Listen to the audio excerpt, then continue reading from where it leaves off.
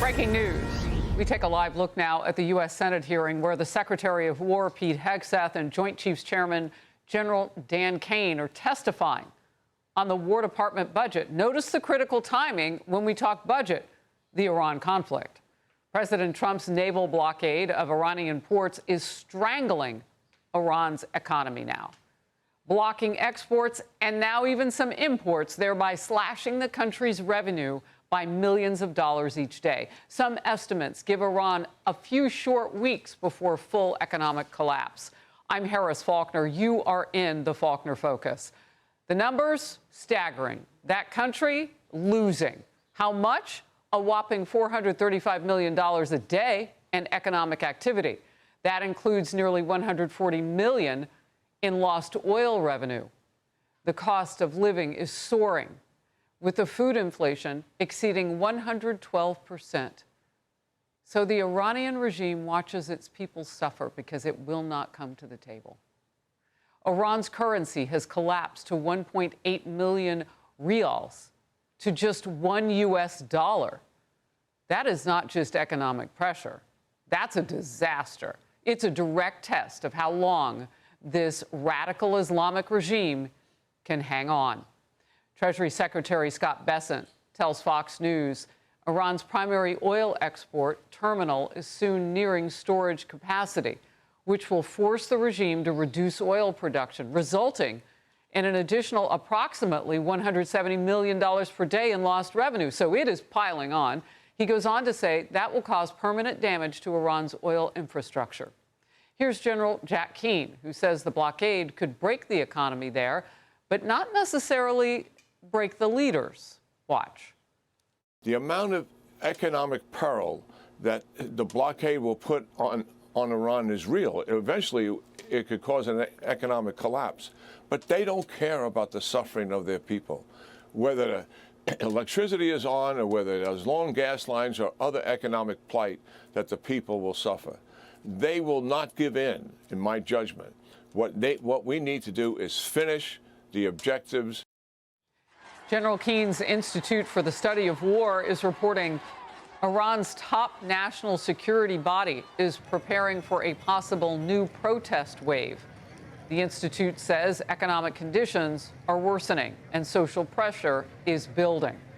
Former Army Special Operations Intelligence Analyst Brett Velicovich will be with me moments from now.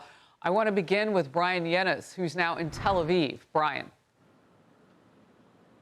Harris, and we're now learning that President Trump reportedly met with top energy officials from Chevron and other companies yesterday to discuss steps that can be taken to ease oil markets if it's necessary to extend the U.S. blockade by months. So far, the U.S. blockade of Iranian ports is 16 days old. And according to a report from Iran International, that blockade, Iran's leaders think they can only withstand a blockade of 3 to 5 more weeks. Now, you're looking at your screen right now. That's Iran's currency, the rial. It is now at a record low, the value dropping 98% over the last year. A dollar today buys you 1.8 million rials. A year ago, a dollar bought you 42,000 Iranian rials. Now, since the start of the war 60 days ago, Iran's economy is tanking. 2 million jobs have been lost. Half of Iran's jobs are at risk. The value of the rial, as I said, has tanked. Inflation is up 67%, with the price of chicken up 75%, beef and lamb up 68%, and daily oil shipments, Iran's main source of revenue, are down 70%. Now, given all this pain inflicted on Iran's economy, the Wall Street Journal reports today that President Trump has instructed his aides to prepare to extend this blockade, assessing that it is less risky than walking away from the war or renewing military strikes, at least for now. President Trump posted this morning a warning, quote, Iran can't get their act together. They don't know how to sign a non-nuclear deal. They better get smart soon. The post includes an image that reads, no more Mr. Nice Guy, with the president holding a gun surrounded by explosions. Now, the U.S. has surged more military assets to the region since the start of the ceasefire 3 weeks ago. Iran is warning of, quote, unprecedented military action if the U.S. continues seizing ships in its blockade and is ready for the war to restart. We have continued our training, used the experience of the war, and have both produced and updated our equipment. For us, the situation is still a wartime situation. Here in Tel Aviv, the Israeli defense minister says that Israel is prepared for the war to renew again and that they are simply just waiting for the green light from the U.S. Harris. Bryan, thank you very much. In focus now, Brett Velicovich, former Army Special Ops Intel analyst and Fox News contributor. Great to see you this morning. So first of all, I want to talk a little bit about the mechanics of this U.S. blockade and why it's getting so much worse for Iran. What is our military able to do right now? Well, they'll continue to starve the regime of cash, which frankly can be more devastating than another night of airstrikes, Harris. And this continued blockade strategy on behalf of the administration is very smart because it applies maximum pressure without immediately putting more American troops in harm's way. And we should be proud that we're always having our troops' safety in mind. You know, when Iran is losing hundreds of millions a day, when their currency is collapsing, and when the regime is panicking, that really tells me our strategy is working. And they made this offer to reopen the Straits of Hormuz while still delaying nuclear talks. And Iran, I mean, from my standpoint, that's a total joke. And President Trump is absolutely right to reject Iran's offer there. They want relief first and accountability later. Their proposal is basically Tehran saying, let us get our money flowing again, and maybe later we'll talk about the bomb. That's not diplomacy. That's just more extortion. That's more stalling. We can't reward a regime for holding the global economy hostage, and it would seem that the president truly understands what I think previous administrations failed to learn. Sanctions relief before nuclear compliance is really just surrender disguised as diplomacy. We are not writing another blank check for the Ayatollahs. We're not going to hand them survival. No more fake diplomacy. And if we let it now, we're going to hand them exactly what they want, survival. This is not a misunderstood government looking for fairness. It is a regime trying to survive long enough right now to rearm. And Americans really should not confuse delay with peace. Iran leaders either make a deal or we're going to continue this blockade. We're going to continue to starve their cash. And there's going to be immediate consequences that they're going to feel in their wallets. Look, we just reported through Bryan Llenas that it looks like the people on the ground are ready to start protesting again. And through General Jack Keene's Institute of War, they are learning the details on how that might come about and when. That is a nightmare for a regime that now has to focus so much on just staying afloat. Paychecks, no doubt, will stop coming. So does that mean defections in their army? I know the IRGC is built on a radical Islamic platform, but if you aren't getting paid as a soldier, I wonder how long that's sustainable. But just your thoughts. If the people come back out, they are not armed, but they are mighty in their numbers, and that is a problem for Iran.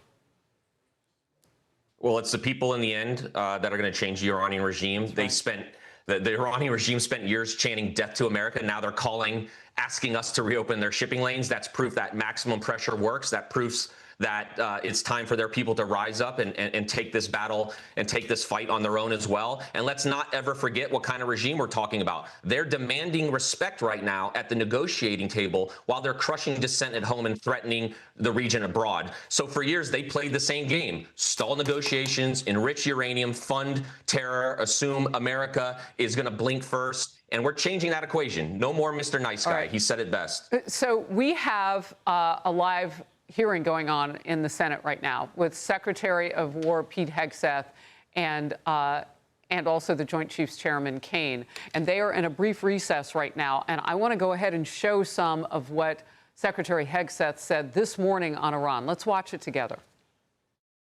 President Trump, unlike other presidents, has had the courage to ensure Iran never gets a nuclear weapon, and he's ironclad in that. We have the best negotiator in the world driving that deal. 2 months in, I remind you, 2 months in to a conflict. Lest I remind you, and my generation understands how long we were in Iraq, how long we were in Afghanistan, how long we were in Vietnam. 2 months in on an existential fight for the safety of the American people, Iran cannot have a nuclear bomb. We are proud of this undertaking.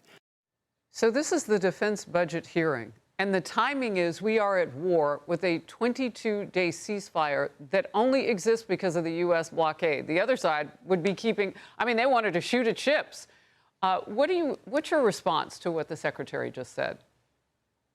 I think Secretary Hegseth walking into Capitol Hill today to discuss Iran, it should send one message. America's not backing off. Iran had every single chance to sign a real non-nuclear deal, and instead they keep trying to run the same old playbook, which is delay, deceive, and then just drag it out. And people need to understand, this is not about endless war in that region. It is about ending the business model of chaos. The U.S. military has created the leverage in a very short amount of time. The administration is holding the line, and right now Iran has a choice. Come to a real deal or keep learning what consequences look like. America didn't create this crisis, but we may be the only reason it gets resolved. And that's the important thing. I think Iran has spent decades threatening America, destabilizing the world. Now they're the ones all of a sudden begging for relief. And that is proof that Secretary Hegseth, President Trump's strategy is working. All right, real quickly, President Trump has a different one, too. I mean, he called oil execs to the White House, and Secretary Bessent says he hosted the meeting. He says that they are prepared now. The executives were talking about many topics, including domestic production, progress in Venezuela, oil futures, natural gas, and shipping. And they talked about how the United States is doing better than others with regard to oil. And just at that meeting, so you know, the Chief of Staff, Susie Wiles, and the Vice President were all there. So the sustainability of that U.S. blockade, for us to wait them out, is also part of the strategy inside the White House. Brett Velicovich, thank you very much for joining me today. We've got a little bit of breaking news now. Be sure to like and subscribe for all the Fox News latest on YouTube and catch full shows streaming now on Fox One.